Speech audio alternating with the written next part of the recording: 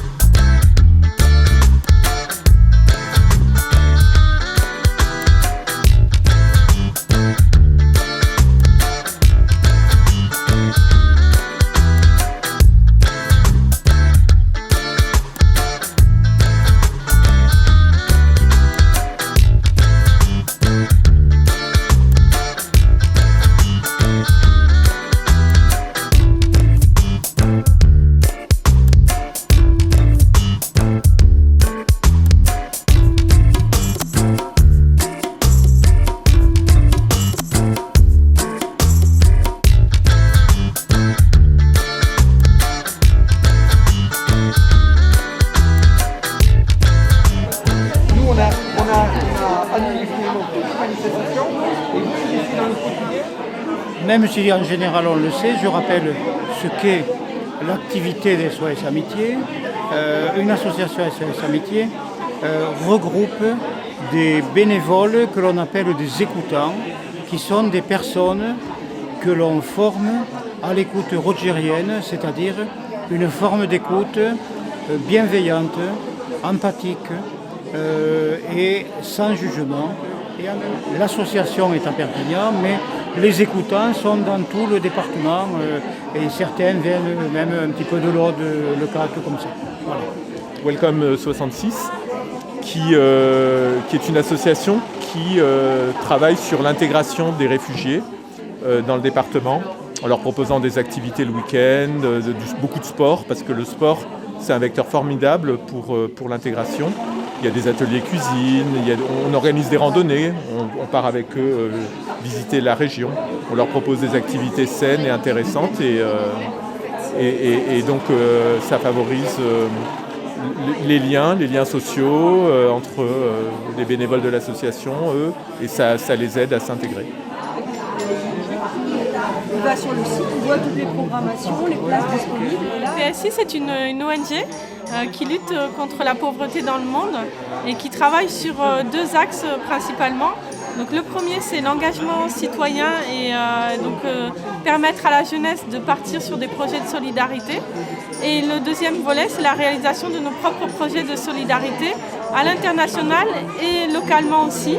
On porte notamment un projet qui va ouvrir ses portes le 3 janvier 2022, qui s'appelle l'Espace Sango et qui est un tiers-lieu, un espace socio-culturel qui va travailler sur la découverte des différentes cultures, la diversité, le partage et la solidarité. On est là pour montrer que l'idée même de l'ESS, c'est aussi une façon de consommer, une façon de vivre, une façon d'appréhender la vie d'une manière générale qui est tout à fait particulière. Le modèle économique de l'ESS est un modèle économique qui peut marcher. Et la preuve, la Maïf en est l'exemple. On est depuis des années attaché à une éthique très forte liée à notre création. On continue à la faire vivre et la mutuelle, d'une manière générale, ce modèle français qui est un petit peu exceptionnel en Europe, a de beaux jours devant lui. Donc moi je suis persuadé que l'avenir, c'est vivre autrement et mettre l'homme au centre. Et à la Maïf, on met le sociétaire au centre des préoccupations. On n'est pas dans faire de l'argent pour de l'argent.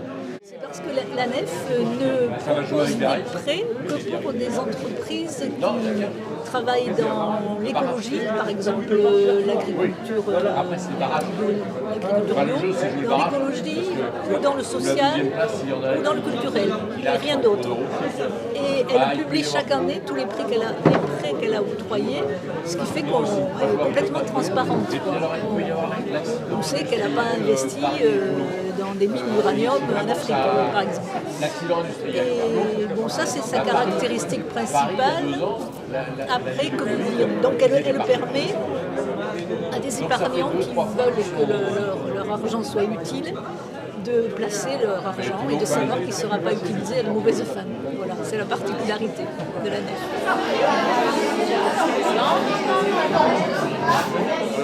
IES dans le 66, dans les Pyrénées-Orientales, c'est récent, ça fait 2 ans. Donc au départ, IES, c'est une site qui est née à Toulouse, et qui a une vingtaine d'années d'existence, qui a des fondations qui sont solides, et le développement d'IES dans les PO est vraiment très très récent, 2 ans.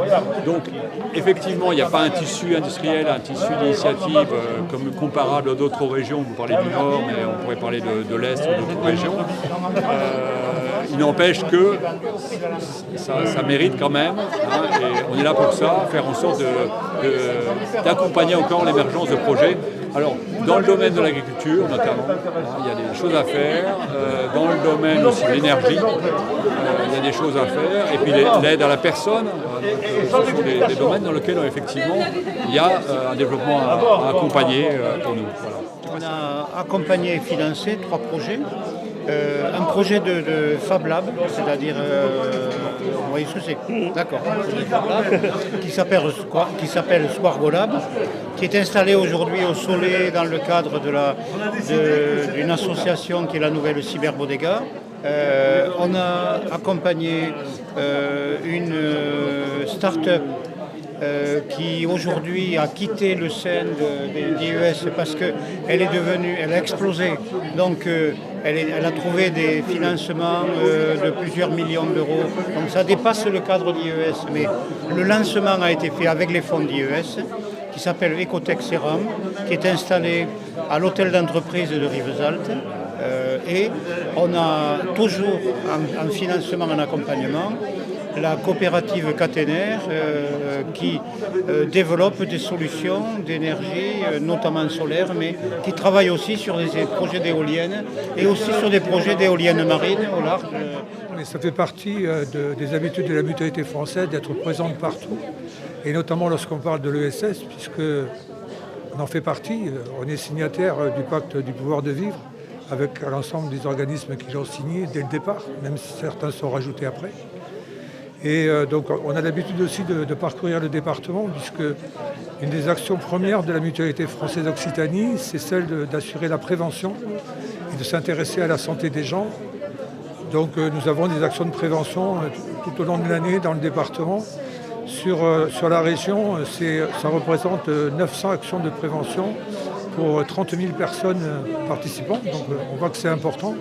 Et surtout en direction du monde rural, où les gens, on va chez eux, ils n'ont pas besoin de se déplacer. Bien évidemment, ça permet d'abord de se revoir, parce que nous, on a participé depuis le départ. Et donc un certain nombre d'associations ici de la même manière. Donc on se retrouve déjà. Et après, on peut échanger, se passer des infos. Vous voyez, par exemple, on a un ciné-débat qui est prévu pour le début du mois de décembre. Eh bien, on en profite pour diffuser le flyer correspondant. Et ce sont les gens qui sont présents sur d'autres stands qui vont les distribuer à leur tour à d'autres. Donc c'est ça l'économie sociale et solidaire.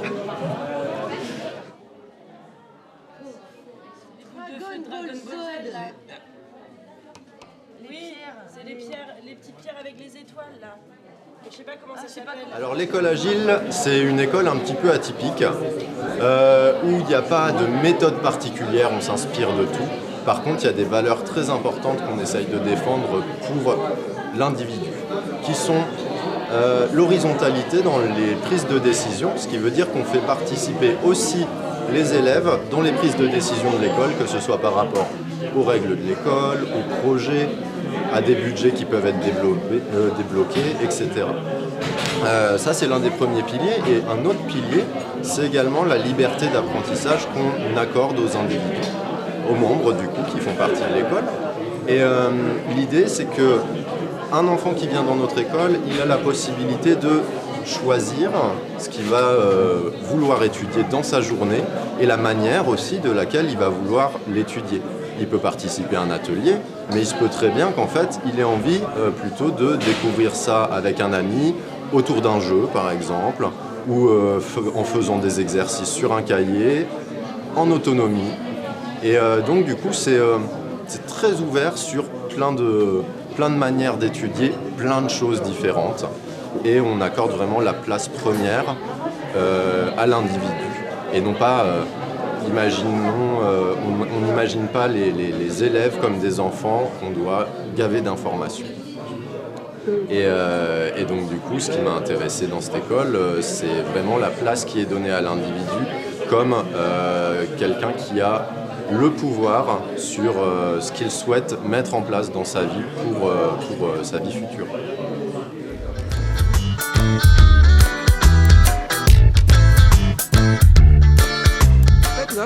Alors nous sommes en train de construire un pont de Vinci, sans clownivis bien sûr. Donc c'est un jeu coopératif pour montrer qu'il y a des choses qu'on ne peut pas trop faire tout seul. En tout cas c'est beaucoup plus difficile.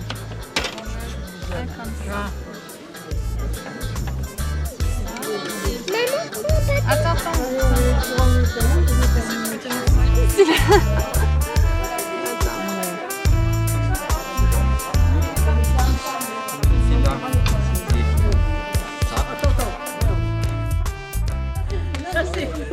Bon, vous avez... Très bien.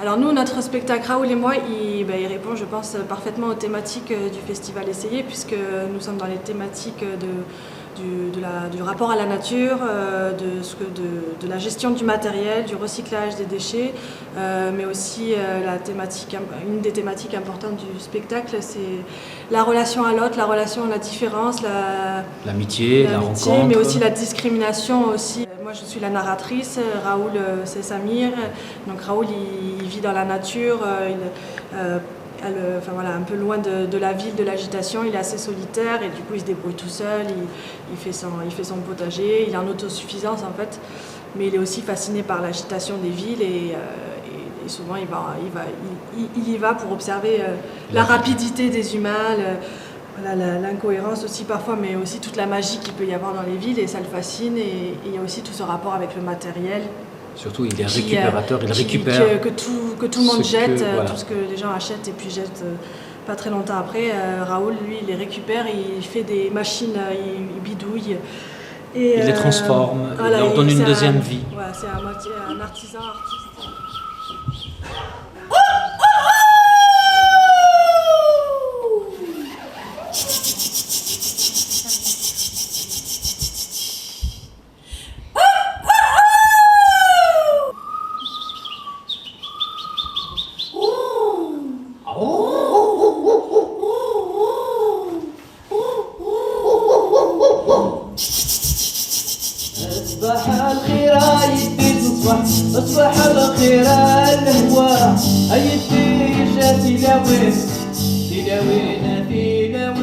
Mais par-delà les montagnes, au-delà des monts et dans le creux de la vallée, il y a une ville. Là-bas, tout va vite. Les gens y vivent par milliers. Ils se croient sans se voir, ils sont stressés et ont la mine blafarde. Il y a des arbres entourés de béton, des fleurs sur les ronds-points, asphyxiées par le va-et-vient incessant des voitures. Il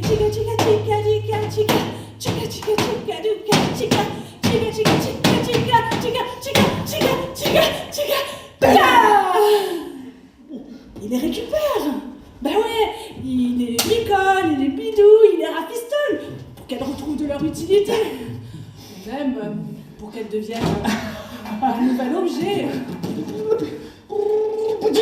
Objet, c'est super.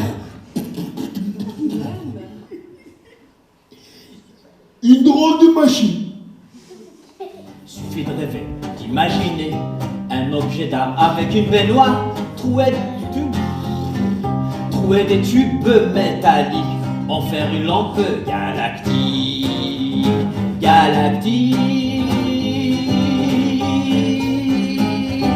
Le matériel a des pouvoirs magiques, vaut mieux lui éviter une fin tragique. Il peut faire de notre terre une vraie poubelle, ou bien façonner, la rendre encore plus belle.